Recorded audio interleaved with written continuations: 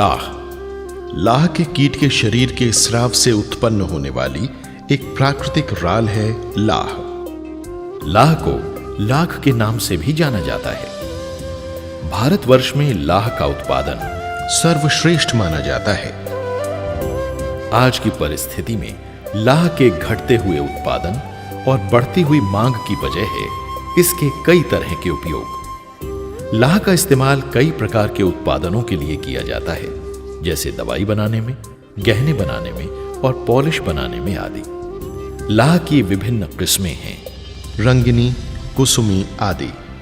माना जाता है कि वर्तमान परिस्थिति में लाह के उत्पादन में आती कमी का कारण है वातावरण में आ रहे जबरदस्त बदलाव। आज के दौर में किसान भी इस बदलाव से हताश होकर लाह की खेती को भूलते जा रहे हैं। परंतु वैज्ञानिक पद्धति द्वारा की गई लाह की खेती से इस समस्या से बहुत आसानी से छुटकारा पाया जा सकता है। कुछ आसान से नुस्खे हैं जिनके पालन से लाह की खेती में बेहतरीन प्रगति देखी जा सकती है। लाह के अलग अलग पोषक वृक्ष पूरे भारत में उपलब्ध हैं। इनमें से साधारण तौर पर जो वृक्ष उपलब्ध हैं वो हैं कुसुम, बेर और पलाश। सेमिया लता जैसे पौधे भी लाह की खेती में काम आते हैं। झारखंड में बेर के वृक्ष पर वैज्ञानिक पद्धति से लाह की खेती काफी प्रचलित है, जिससे बहुत आसानी से गांव में बसे किसानों को फायदा हो सकता है।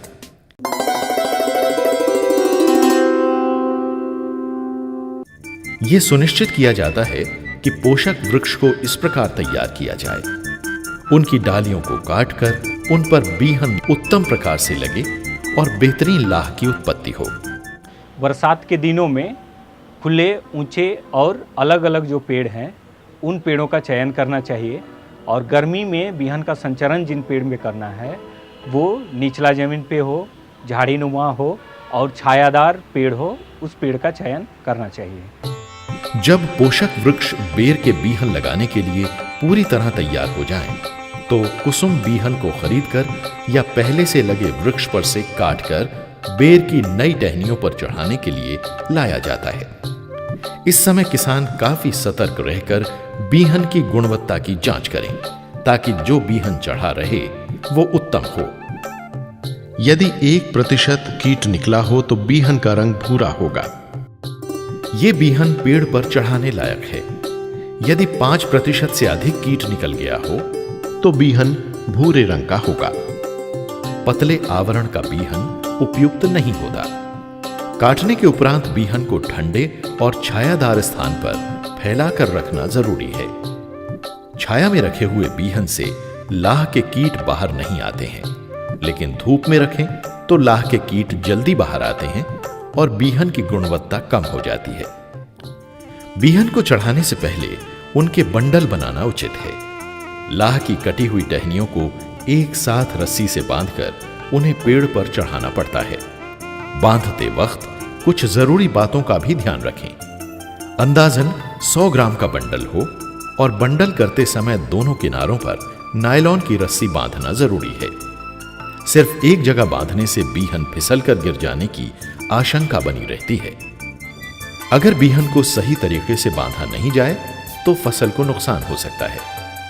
प्रति मीटर 20 ग्राम से ज्यादा बीहन नहीं बांधना चाहिए। बीहन का ऊपरी हिस्सा लगाई गई डाल से पूरी तरह से सटा हुआ होना चाहिए। जब बीहन में से कीड़े निकलने बंद हो जाएं, तब लाह के बीहन को, जो कि अब फूंकी कहलाता है, उतार देना चाहिए। फूंकी उतारने की प्रक्रिया साधारण तौर पर 21 दिनों में होती है। इस फूंकी को बेचकर भी किसान कुछ पैसे कमा सकते हैं। जब हमारा लाह का कीट, मादा शिशु कीट डाल पे जब बैठ जाती है, बैठने के साथ ही कुछ शत्रु कीट का प्रकोप वहाँ पे होता है। यानी तितलियाँ, सफ़ेद तितली, पीला तितली और नीला हरा तितली जो है वो आके उसके बीच में अंडा दे देती है। वो अंडा अगर हम लोग दवा छिड़काव नहीं करते हैं तो बाद में वो पिल्लू का रूप ले लेता है और वो हमारा लाह को नुकसान पहुंचाता है। लाह की फसल अच्छी हो, इसके लिए कीटनाशक और फफूंदनाशक का छिड़काव करना भी जरूरी है। न्यूक्ल और बेबिस्टन का सही मात्रा में पहला छिड़काव किए जाने से दुश्मन कीट आक्रमण नहीं कर पाते हैं। प्रथम छिड़काव 30 दिन पर करना आवश्यक है। याद रखें कि नर कीट के निकलने के समय किसी भी कीटनाशक का छिड़काव न करें। कीटनाशक के द्वितीय छिड़काव से यह सुनिश्चित किया जाता है कि दुश्मन कीट का आक्रमण बिल्कुल भी न हो सके। शत्रु कीट को पूरी तरह मारने के लिए द्वितीय छिड़काव 60 दिन पर करना आवश्यक है। यदि 3 दिन तक लगातार बारिश हो या कोहरा छाया रहे तो फफूंदनाशक का तीसरा छिड़काव आवश्यक है। यदि प्रथम एवं द्वितीय छिड़काव किए जा चुके हैं तो फसल लगभग 80% तक बचा ली जा सकती है। जब 6 महीने बाद फसल पूरी तरह से तैयार हो जाए तब उसकी कटाई की जाती है। इस प्रक्रिया में भी कुछ बातों का ध्यान रखना पड़ता है। इस कटी हुई फसल को दोबारा बीहन भी बना सकते हैं या इसे छीलकर बेच भी सकते हैं, जिससे कई प्रकार की वस्तुओं का निर्माण होता है। बीहन को काटने के लिए तेज धार वाले औजार का ही प्रयोग करना चाहिए। गिर रही डालियों को एक के ऊपर एक गिरने न दें। ऐसा करने से बीहन बचा रहेगा।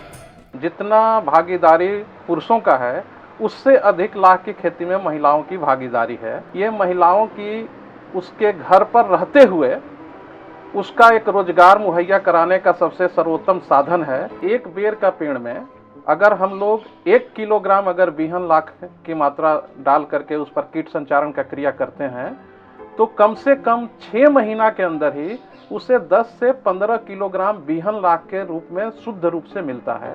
इस तरह से देखें तो कोई ऐसा बैंक नहीं है जो 6 महीना के अंदर इतना पैसा दे सके। और साधारणतः जो है गांव में हर किसी के पास 10-12 बेर का पेड़ है तो वो जो है 40 से 50 हजार रुपया सालाना आसानी से बेर के पेड़ से, जिससे कुछ खास इनकम नहीं हो रहा था, इससे उसको लाख पालन करने से उसका आमदनी का ये एक अतिरिक्त स्रोत बन जाएगा। तो महिलाओं से मेरा अपील है कि वो अब वन लगाने में अपना योगदान करें तो हम पर्यावरण का भी सुरक्षा करेंगे और साथ में साथ अपना आर्थिक उन्नति भी करने में ये हमारा सहयोग प्रदान करेगा आने वाला दिनों में।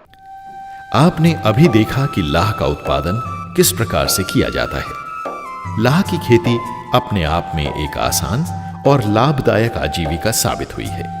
पूरी ईमानदारी और परिश्रम से लाह का उत्पादन करने पर गांव की सभी महिलाएं आर्थिक आमदनी कर सकती हैं।